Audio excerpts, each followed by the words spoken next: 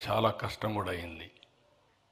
ఎందుకంటే ఒక పక్క మనుషులు చనిపోయినప్పుడు చాలా భయంకరమైన వాతావరణం ఉంటుంది. తాగేదానికి నీళ్లుండవు, తినడానికి తిండి ఉండదు, కమ్యూనికేషన్ కట్ అయిపోతుంది. ఇప్పుడైనా ఫోన్లు అయినా కొన్ని రోజుల్లో వస్తాయి, కానీ అప్పట్లో ఫోన్లు కూడా ఉండేటివి కాదు. ఇలాంటి అనేకమైన ఇబ్బందులు ఉంటాయి. నేనైతే ఒకసారి చనిపోయిన వాళ్ళు కానీ ఇమ్మీడియట్గా అంత్యక్రియలు చేయకపోతే ఆ శవాలన్నీ ఇదయ్యి అంటువ్యాధులు వస్తాయి, చాలా భయంకరంగా ఉంటుందనే ఉద్దేశంతో ఒక స్కీమే అనౌన్స్ చేశాను. మీరు ఎవరన్నా చనిపోయి ఉంటే మీరు అంత్యక్రియలు చేసేయండి, ఫోటో తీయండి, మీరు ఇస్తే ఆ కుటుంబానికి వాళ్ళని ఇచ్చి ఈ ప్రభుత్వం ఆదుకుంటుందని ప్రజా పిలుపునే ఇచ్చి ఆ రోజు ముందుకు పోయాం. రెండో తుఫాన్ నేను చూశాను, చాలా తుఫాన్లు చూశాను, కానీ రెండోసారి మళ్ళీ హరికేన్ తుఫాన్ చూశాను. విశాఖపట్నం మొత్తం అతలాకుతలం అయిపోయింది. నేను ఆ రోజు అక్కడికి పోయే కొందికి ఒక భయంకరమైన పరిస్థితి, కమ్యూనికేషన్ లేదు. 10 రోజులు అక్కడే ఉన్నాను. మళ్ళీ నార్మల్సీ వచ్చిన తర్వాతనే అక్కడి నుంచి నేను తిరిగి వచ్చాను. అలాంటి సందర్భాలు నేను చూశాను. ఇలాంటి సందర్భంలో మీరు ఒక్కసారి ఆలోచిస్తే ఆ రోజుట్లో 12,000 మంది, లక్షల మంది నిరాశ్రులైపోయారు. దేశ చరిత్రలో నాకు తెలిసినంతవరకు దివ్యసీమ ఉప్పెన అతి పెద్ద ఒక క్రైసిస్.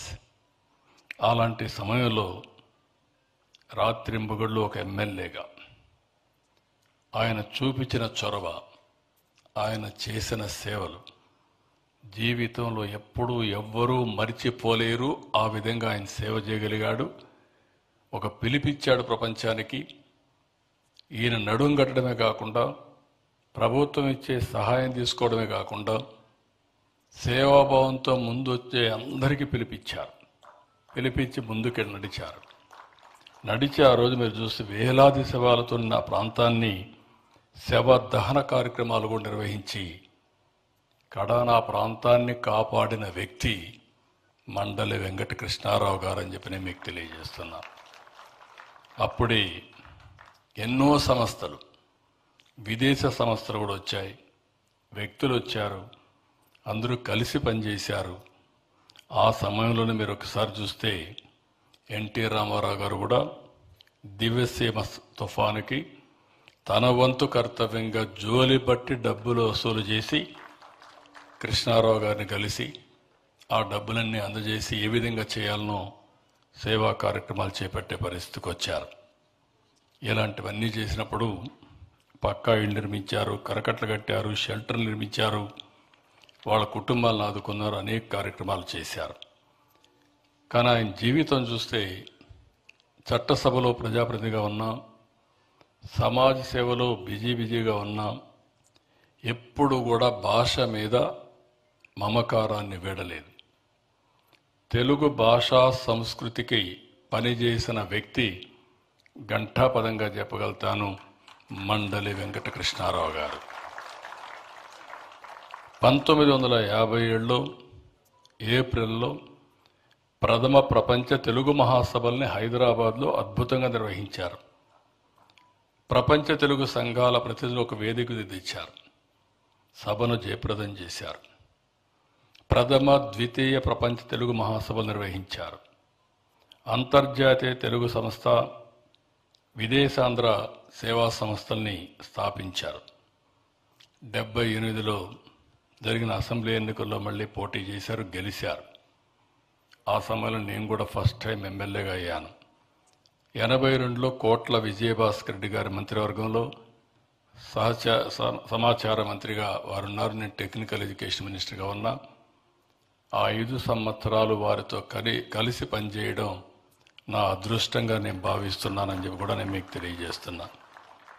ఆయన ఎప్పుడు మాట్లాడిన ఒక ప్రజాసేవ, అభివృద్ధి, సంస్కరణలు, ఈ విషయాలు ఎక్కువగా మాట్లాడేవాళ్ళు.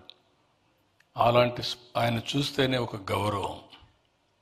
మనిషిని చూస్తే ఓసారి ఆ రోజుట్లోనే చాలామంది నాయకులు ఒక విధంగా చెప్పాలంటే ఆ తర్వాత నాయకత్వంతో కూడా మారుతూ వచ్చింది. కానీ అప్పటికైతే పుచ్చలపల్లి సుందరయ్య గారు కానీ, గౌత లచ్చన్న కానీ, మండలి వెంకటకృష్ణారావు గారు కానీ, ఇలాంటి చండ్ర రాగేశ్వరరావు గారు కానీ, ఇలాంటి చాలామంది విశిష్టమైన వ్యక్తులు ఆ సభలో ఉన్న విషయం కూడా మీ అందరికీ గుర్తు చేస్తున్నాను.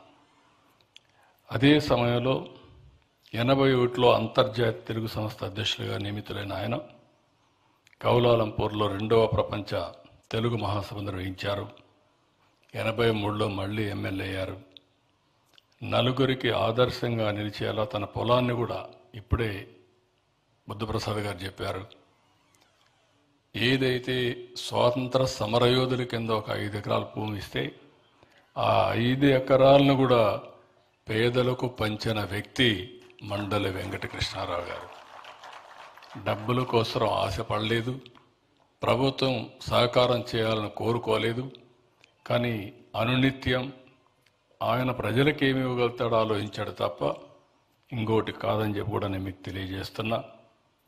ఈ రోజుల్లో రాజకీయాలు చాలా మారిపోయినాయి. కానీ ఎప్పుడు చూసినా మండలి బుద్ధప్రసాద్ గారిని చూస్తే వాళ్ళ తండ్రి క్వాలిటీస్ యాజ్ ఇట్ ఈజ్ ఈయనకు కూడా వచ్చాయి. ఒక నీతి, నిజాయితీ, ఒక పద్ధతి, కొన్ని విలువలు పెట్టుకొని ముందుకెళ్తున్నాడు. అదే సమయంలో వాళ్ళ తండ్రికి తెలుగు భాష అంటే ఎంత అభిమానం, బుద్ధప్రసాద్ కూడా అంతే అభిమానం, దానికంటే ఇంకా ఎక్కువ అభిమానం. ఆ విధంగా అందరినీ కలిసి తెలుగు భాషను కాపాడడానికి ముందుకు పోతున్నాడు.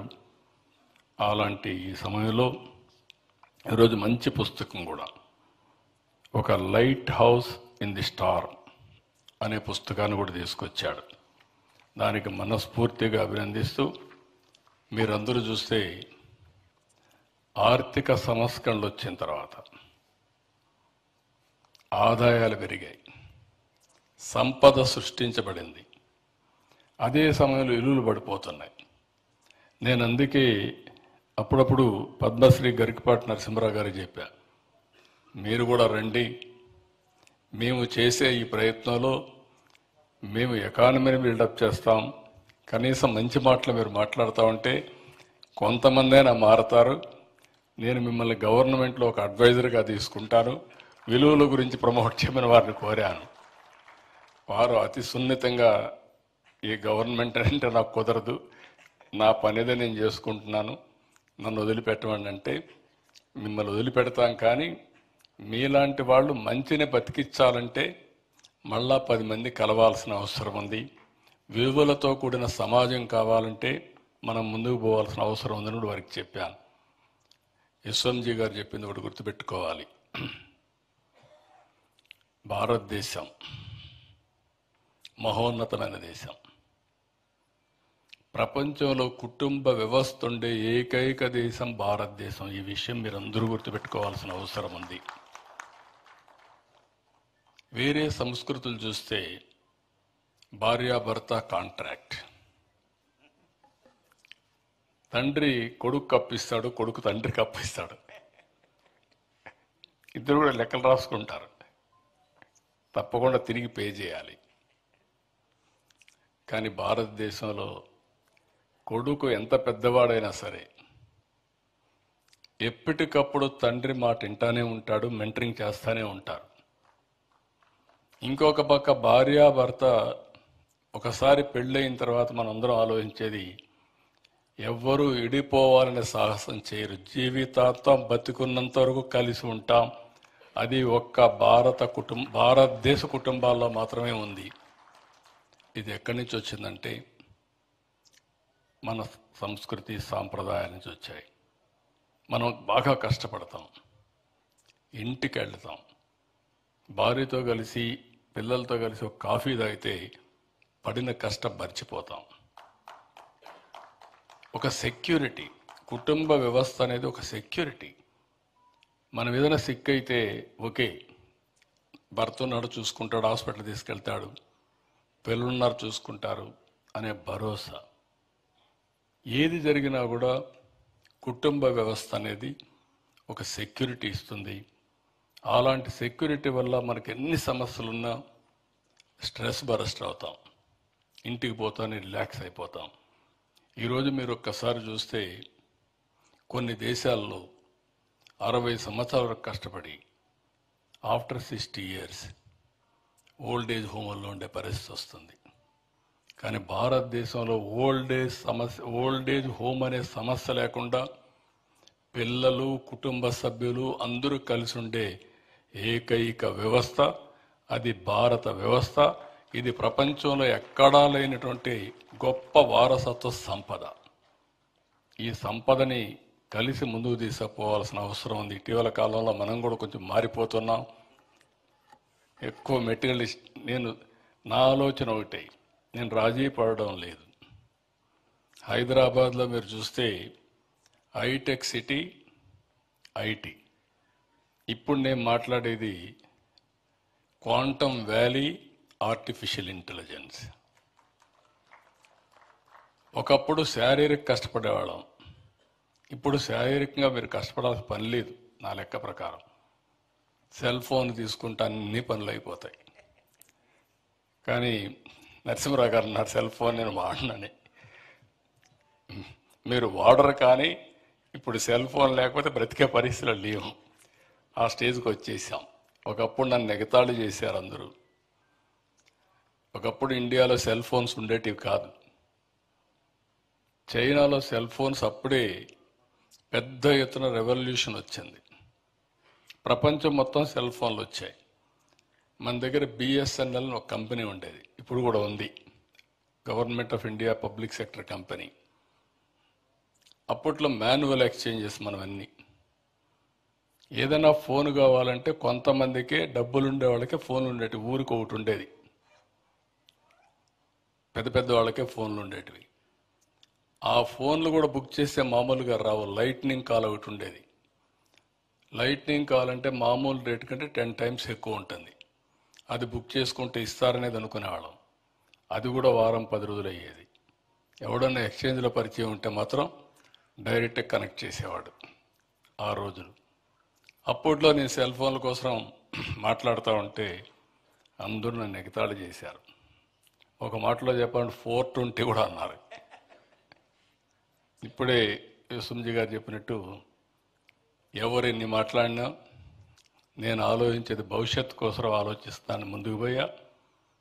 ఆ నిర్ణయాలే ఈరోజు హైదరాబాద్లో మీరు చూస్తే దేశంలో హైయెస్ట్ పర్ క్యాపిటల్ తలసరి ఆదాయం వచ్చే రాష్ట్రం తెలంగాణ రాష్ట్రం. దానికి కారణం హైదరాబాద్. ఈరోజు తెలుగు వాళ్ళు ప్రపంచం అంతా చూస్తే ఎక్కువ తలసరి ఆదాయం. అమెరికాలో పోతే అమెరికాలో ఉండే అమెరికన్స్ ఆదాయం 60,000 $70,000 అయితే తెలుగువారి ఆదాయం $1,50,000, రెండింతలు. అందుకే ఇటీవల కాలంలో ట్రంప్ కూడా చాలా పౌరుషంగా మాట్లాడేస్తున్నాడు. ఇండియన్స్కి ఎవరికి ఉద్యోగాలు ఇవ్వద్దు అంటున్నాడు. ఉద్యోగాలు ఇవ్వద్దని తాత్కాలికంగా చెప్పినా మనం లేకపోతే వాళ్ళ పనులు కావు, మన అవసరాలు వాళ్ళకున్నాయి. ఇది మర్చిపోతున్నారు.